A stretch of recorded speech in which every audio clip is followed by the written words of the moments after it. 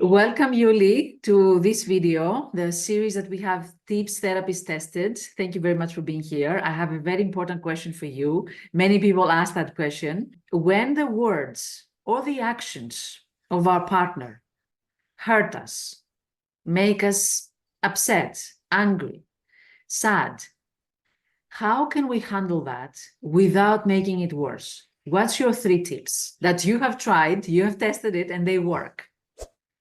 Yeah, first of all, thank you, Vassia. I'm very happy to be here with you.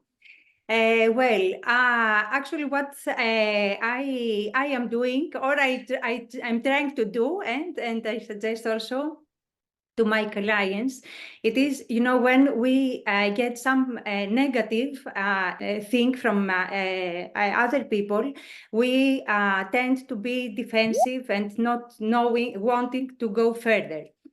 So actually, what is a good strategy, I would say, it is when we want to give some feedback to the other person, it is first of all to try to find something that make the other person to feel safe and to feel that it is in a safe environment that doesn't get a criticism, but just that the other person is wants to have a good and positive environment. Yeah.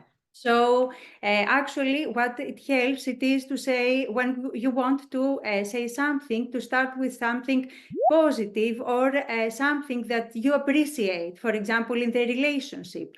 So, for example, you can say, I know that you care about me. I know that I am important for you. And this is something that I really like and I really appreciate.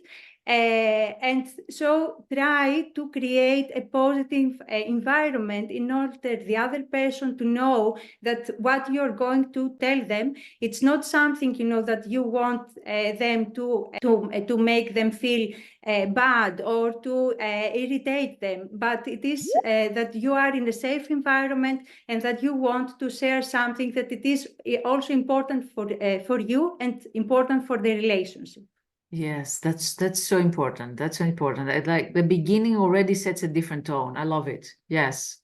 Second, I would like to say that the most important it is to talk more about how we feel and not about the behavior of the other person. Yes. So, for example, I felt judged when you say that. I felt hurt when this happened. So, and then the other person doesn't take it personally. It is more how I felt when this happened. And then this is very important because also they can feel compassion towards us. Oh, yeah. And then the third one, it is that, because we want to build something better in the future. We don't want to say what happened in the past or whatever. So it is important also to make the other person know how we would like to be treated or what they would like, we would like them to do in a similar situation in the future. So, for example, we could also say, if this happens again, I would rather to say to me something like, that, or how I want to feel in the future. You know what I love in all these tips is that all 3 facilitate connection. Usually when we have a fight, we disconnect because we handle it in a way that we push our partner away. We say the things that hurt them back. We get into this competition. You said, I said, you did, I didn't. And it becomes like a power game.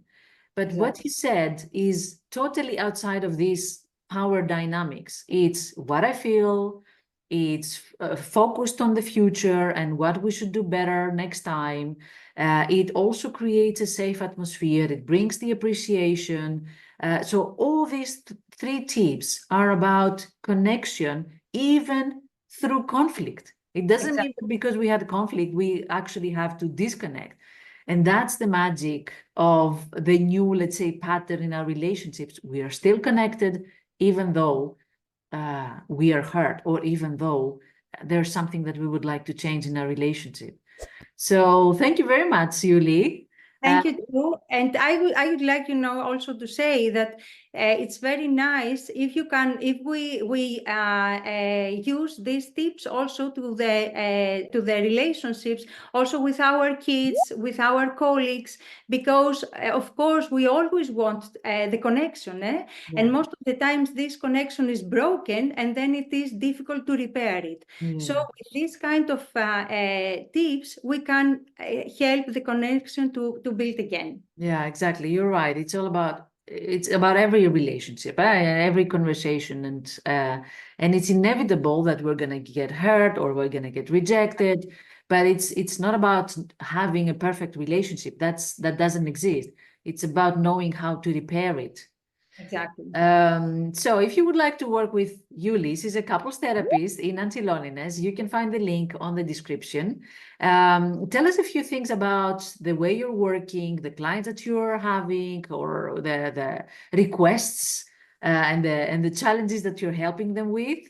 And and what's the method, what's the approach that you like using?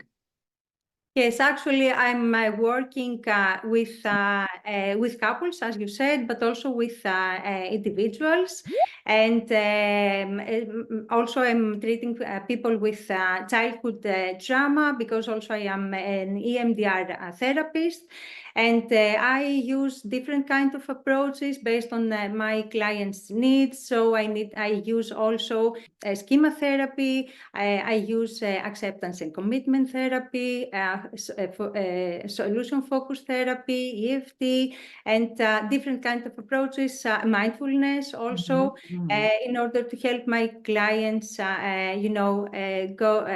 get what they really need. Yes, a more integrative approach. Yes. Exactly. Fantastic. Thank you very much for Thank your you too. today. Thank you.